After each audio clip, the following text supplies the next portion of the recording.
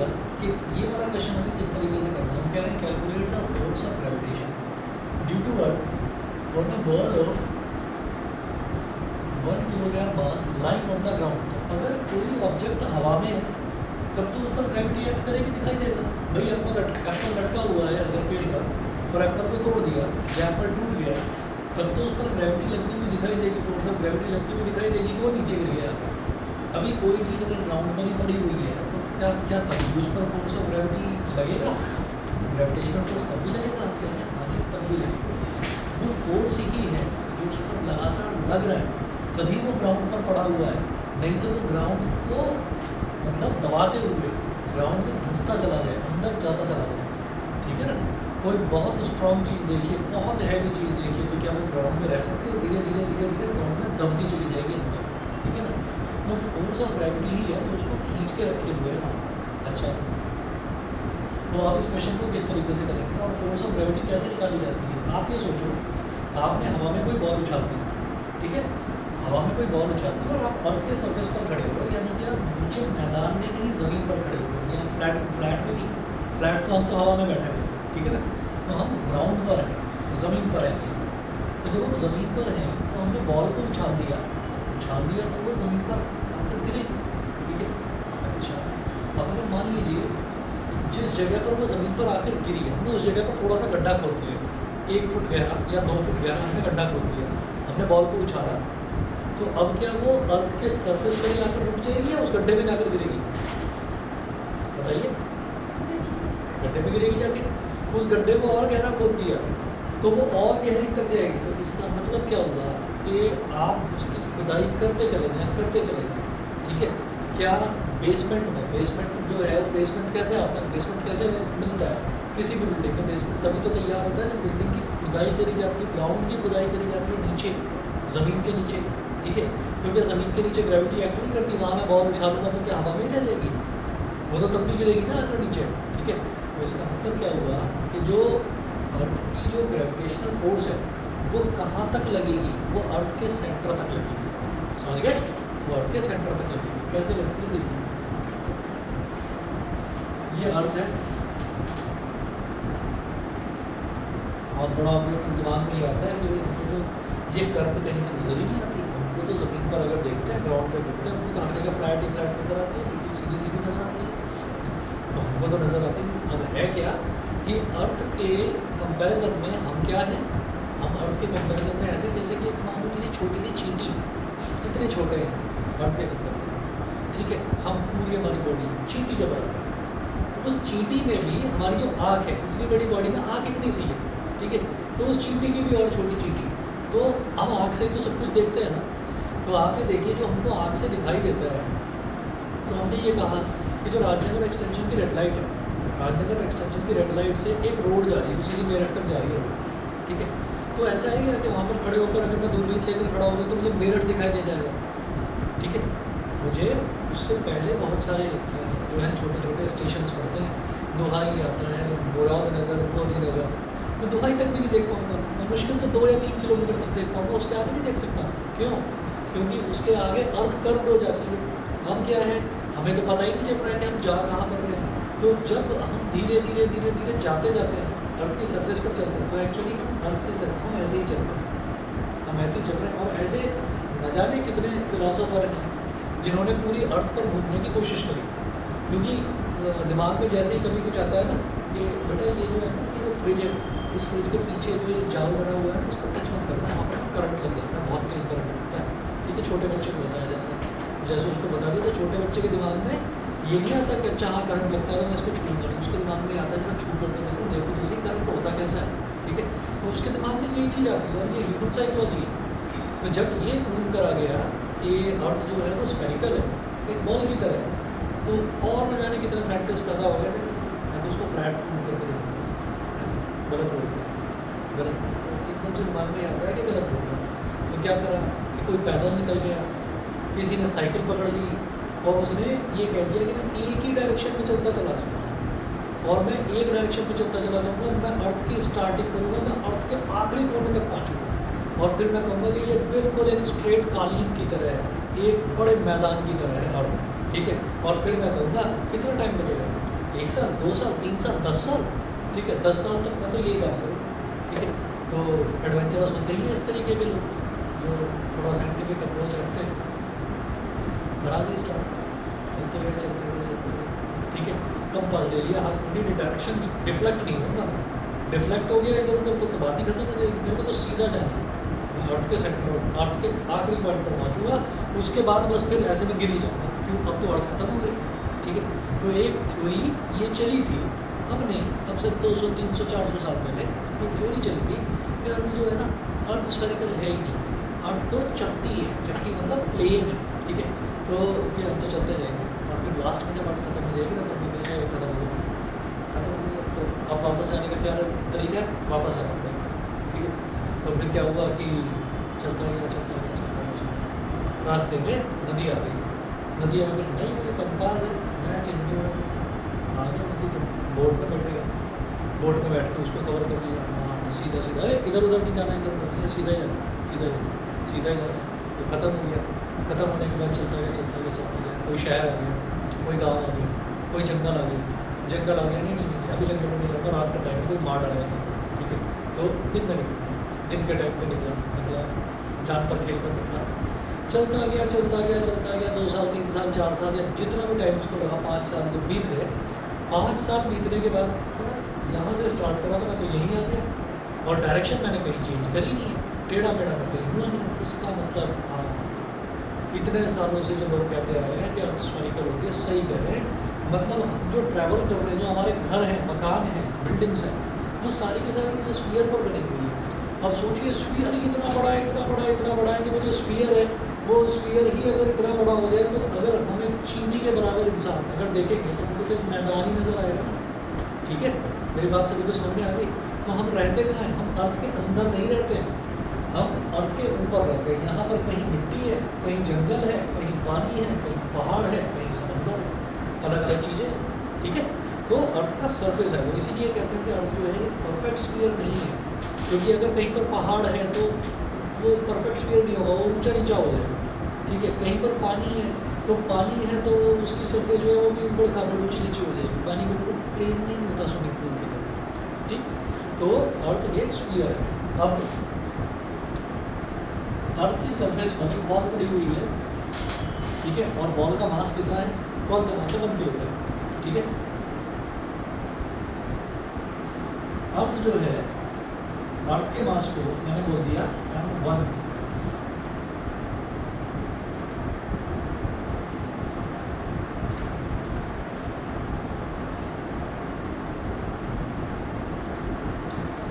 Ball जो है, ball के मास को मैंने बोल दिया m2, m2 है 1 किलोग्राम। तो अर्थ जो है किसी भी चीज़ को अपने सेंटर तक अट्रैक्ट करती है अगर कोई भी तरीका अपनाकर ड्रिलिंग करते गए ड्रिलिंग का मतलब खुदाई करते गए और करते अर्थ के सेंटर तक पहुंच गए। अर्थ के सेंटर तक पहुंचना वैसे नामुमकिन है। अर्थ के सेंटर तक पहुंचने का मतलब ये है कि वहाँ पर बिल्कुल मॉल्टन लावा ही लावा है, तो इंसान मर जाएगा, ठीक है, मशीन बेकार हो जाएगी, पहुँच नहीं पाएगी। तो अगर मान लीजिए कोई ऑब्जेक्ट है, यहाँ मैंने बॉल को उछाला तो बॉल यहाँ सरफेस पर आकर टकराएगी। हमने कहा कि थोड़ा सा गड्ढा कर दो तो गड्ढे तक चली जाएगी, थोड़ा और गड्ढा कर दो वहाँ तक जाएगी, थोड़ा और करो वहाँ तक जाएगी, अर्थ के सेंटर पर आकर रुक जाएगी, ठीक है। भले ही अर्थ का सेंटर ये आपने यहाँ तक खुदाई कर दी, आपने आगे तक कर दी, वो आगे जाएगी नहीं, वो सेंटर पर आकर चिपक जाएगी। तो every body gets attracted by gravitational pull of earth to earth centre. वो अर्थ के सेंटर तक ही अट्रैक्ट होती है, उससे पहले नहीं रुकेगी, उसके बाद नहीं रुकेगी, अर्थ के सेंटर पर जाकर रुकेगी। समझ गए मेरी बात, ठीक है। तो इसका मतलब ये हुआ कि अर्थ के सेंटर पर अगर एक बॉल रखी हुई है तो क्यों टिकी हुई है, क्योंकि वो अर्थ के सेंटर तक अट्रैक्ट हो रही है।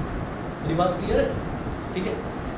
बताओ, अर्थ के सेंटर तक अट्रैक्ट हो रही है, तो ये m1 हो गया, ये m2 हो गया, 1 किलोग्राम।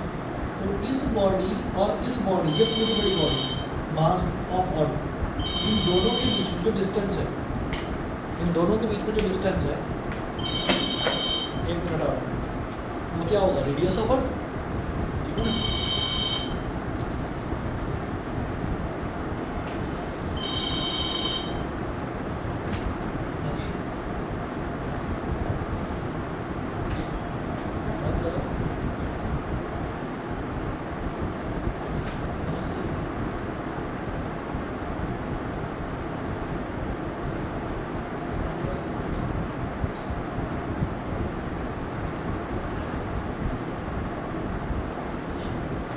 आप ना नंबर नोट करा दो, मैं वाइफ से बात करा दूंगा।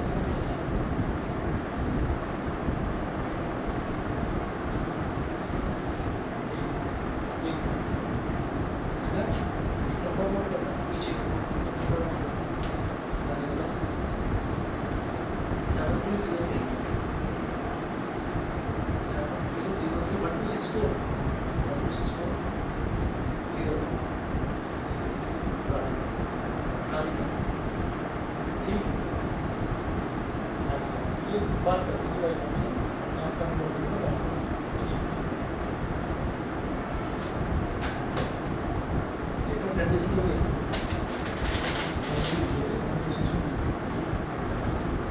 अरे कोने में लिख लेते हैं, फिर को फाड़ कर दे देते इतना बड़ा पेज का।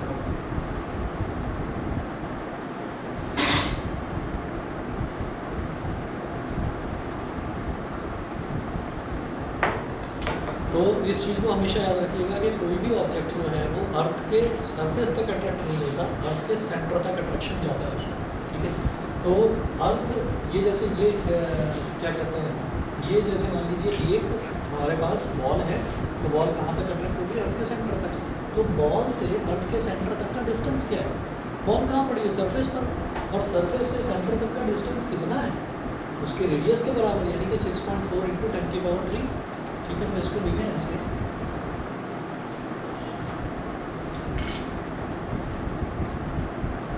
ये हो जाएगा R = 6.4 ×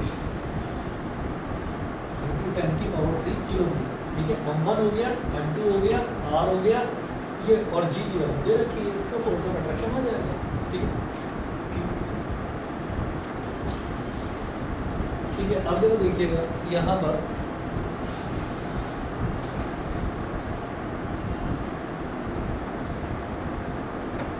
therefore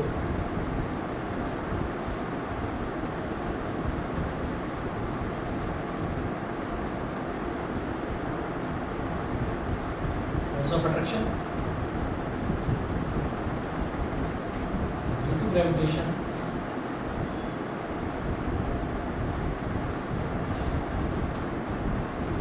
F is equal to Gm1 m2 upon r², Gm1 m2 upon r², ठीक है जी। अब ये जो R है ना, ये किलोमीटर में दे रखा है, मासेस जो है दोनों वो आपको किलोग्राम में दे रखे हैं। तो जो मास होता है, मास की ऐसा यूनिट किलोग्राम ही होती है, वहाँ तक तो ठीक है। लेकिन जो डिस्टेंस होता है, डिस्टेंस की ऐसा यूनिट मीटर होती है, वो किलोमीटर नहीं होती। तो ये जो किलोमीटर दे रखा है, इसको मीटर में कन्वर्ट कर लेंगे। कैसे करेंगे, किलोमीटर में, किलोमीटर को अगर मीटर में कन्वर्ट होता है, कन्वर्ट करना होता है तो 1000 से मल्टीप्लाई करते हैं। तो ये क्या हो जाएगा, 6.4 × 10⁻³ × 1000 मीटर इंटू 1000 मीटर, ठीक है। F is equal to 6.67 × 10⁻⁻11 multiplied by M1 कितना है, 6 × 10⁻24 मल्टीप्लाइड बाई M2 कितना है, मास ऑफ बॉल, ये कितना है, 1 किलोग्राम, ठीक है। और अपॉन में r², R कितना है, 10⁻³ है, और ये 1000, इसको भी तो 10⁻³ बोल सकते हैं। तो टोटल क्या हो गया, 6.4 बोलो इंटू 10⁻6 मीटर हो गया, 6.4 × 10⁻6 मीटर, समझ गए। क्योंकि ये 10⁻³ और ये भी 10⁻³, जब बेसिस सेम होते हैं तो पावर सेट अप हो जाती है, हम जानते हैं, ठीक है। समझ रहे हो, नहीं समझे। तो ये कितना हो गया, 6.4 × 10⁻6 का होल स्क्वायर, 6.4 × 10⁻6 का होल स्क्वायर। अब क्या करना है भाई, अब मल्टीप्लिकेशन और डिवीजन ये पूरा करना है आपको। जरा देखिएगा कैसे करेंगे।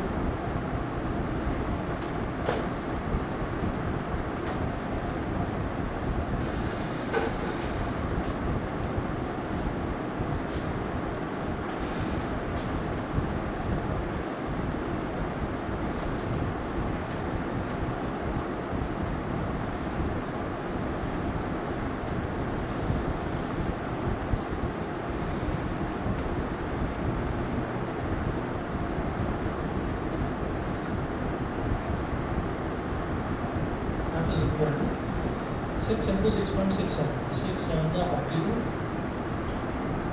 4 कैरी 6 6 जा 36 और 4 36 और 4 40 4 कैरी और 6 6 जा 36 और 4 40 40.02 10 की पावर माइनस 11 10 की पावर 24 तो 24 माइनस 11 हो जाएगा 13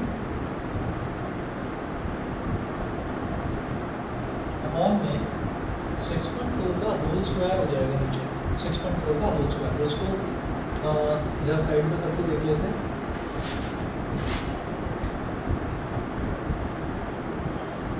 4 4 का 16 1 कैरी 4 6 का 24 और 25 6 4 का 24 2 कैरी 6 6 का 36 और 2 38 6 5 प्लस 4 9 2 प्लस 8 10 1 कैरी आ गया 2 प्लस 3 4 4096 इधर डेसिमल के बाद एक डिजिट इधर डेसिमल के बाद एक डिजिट यानी कि टोटल डेसिमल के बाद 2 डिजिट 40.96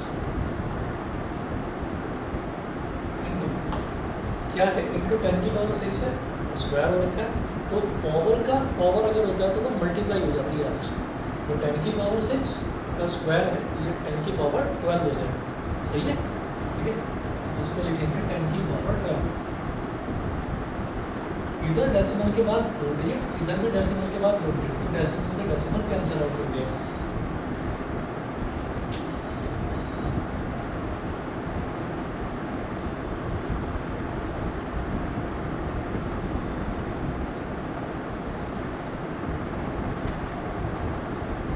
तो ये हो गया f is equal to 4002 on 4096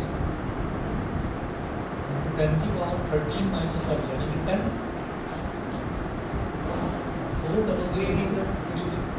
0 on 4096 अब जरा डिवाइड कर दें।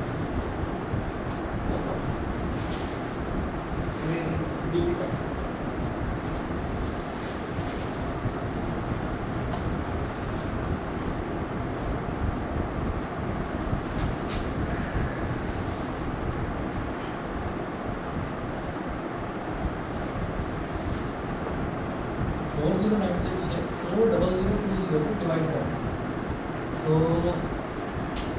400 शुरुआत की 4 डिजिट ये तो आएंगी नहीं इसके टेबल में 4096 है 4002 ऐसे इससे करके देखें 9 से देखें 9 से अगर करते हैं तो 9 6 जा 54 5 कैरी 9 9 जा 81 और 5 81 और 5 86 8 कैरी 9 0 जा 0 और 8 और 9 4 जा 36 10 minus 4 is 6 इधर बचा 1 11 minus 6 is 5 इधर 9 minus 8 is 1 9 minus 6 is 3 3156 इधर 0 आ गया। ठीक है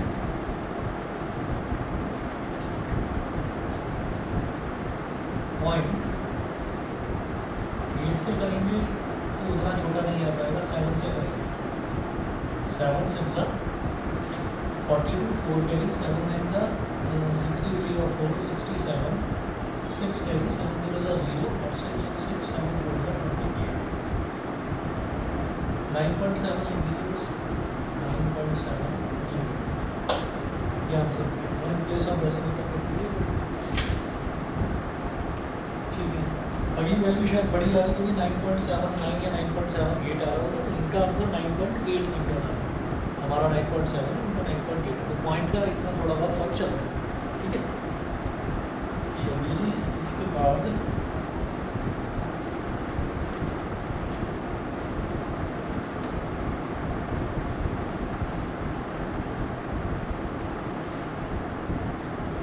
एक क्वेश्चन दे रहा हूँ आपको आप लोग ट्राई करिएगा। क्वेश्चन लिख रहा हूँ आप करके आएंगे इसको।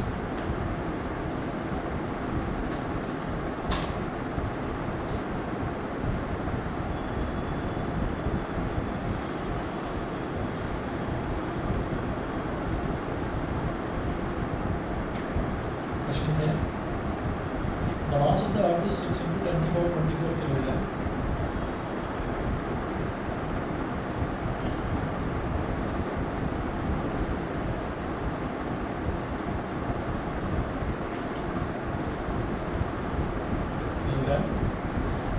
And that of the moon is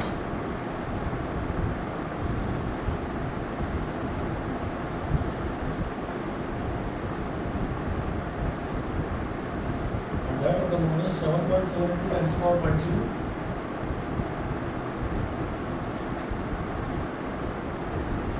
kilogram. If the distance between the earth and the moon be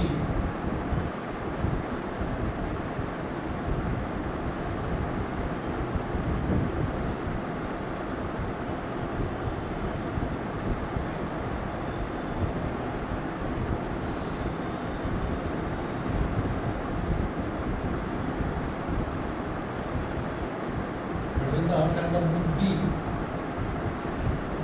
3.84 into 10 to the power 5 kilometer,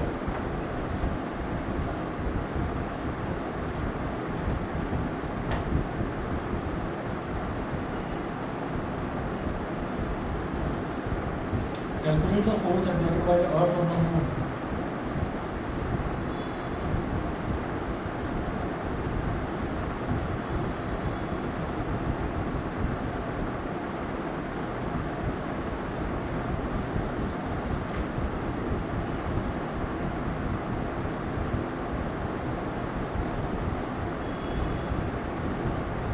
ठीक है, आंसर लिख रहा हूँ इसका, आप लोग करेंगे, आंसर मैच कर लेना सेम आ रहा है या नहीं आया तो पूछ लो मुझसे।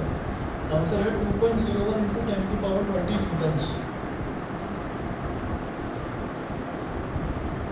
2.01 into 10 to the power 20 Newton's, ये इसका आंसर रहेगा।